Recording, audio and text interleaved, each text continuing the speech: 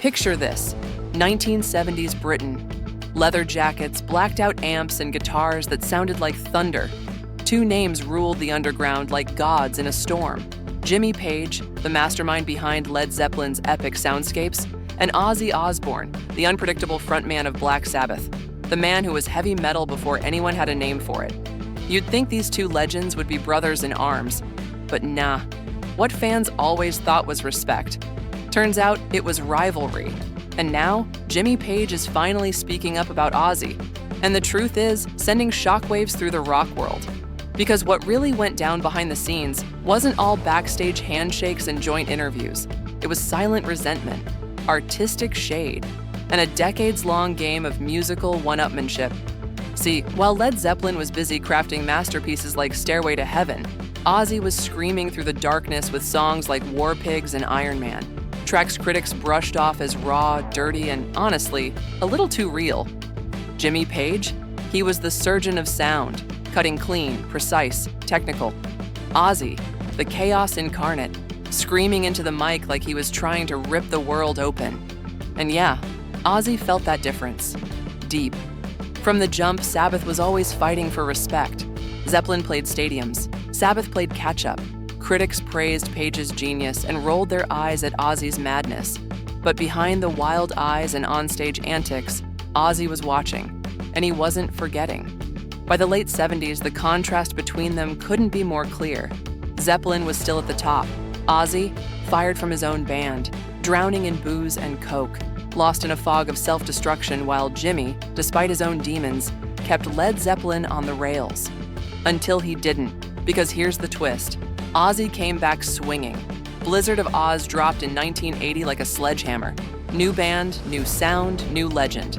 And while Ozzy was packing arenas and launching a solo empire, Jimmy was still reeling from the death of Zeppelin's drummer, John Bonham, and the unraveling of his own band. That's the part fans never saw: the jealousy, the confusion, the silent burn of watching the madman win. But Ozzy's chaos didn't just break Zeppelin's shadow. It burned bridges everywhere. His exit from Sabbath? Cold, ruthless. No goodbye, no send-off. Just a band that had had enough of missed rehearsals, overdoses, and madness. Ozzy was furious, betrayed. And when Sabbath brought in Ronnie James Dio to take his place, that was war. Ozzy saw Dio as a fake. Too polished, too theatrical. He clowned him, mocked his stage presence, trashed his voice. But Dio fired back just as hard, calling Ozzy a puppet who couldn't even write his own songs. Their feud went public fast, splitting fans into camps, turning festivals into battlegrounds. Even the band was exhausted. Tony Iommi once said it felt like being caught between two kings who both wanted the same crown. And it didn't stop there. In 2005, during Ozfest, Iron Maiden's Bruce Dickinson lit another fire, calling Ozzy a karaoke frontman who leaned on teleprompters and hype instead of talent.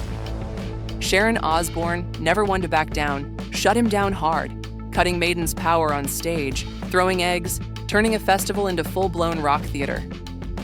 Ozzy, he stayed mostly quiet, maybe because deep down, some of it rang true. And that's the thing. Ozzy Osbourne has always been a walking contradiction. The man who could barely stay sober but somehow stayed famous. The frontman who got fired from his own band but built a bigger one.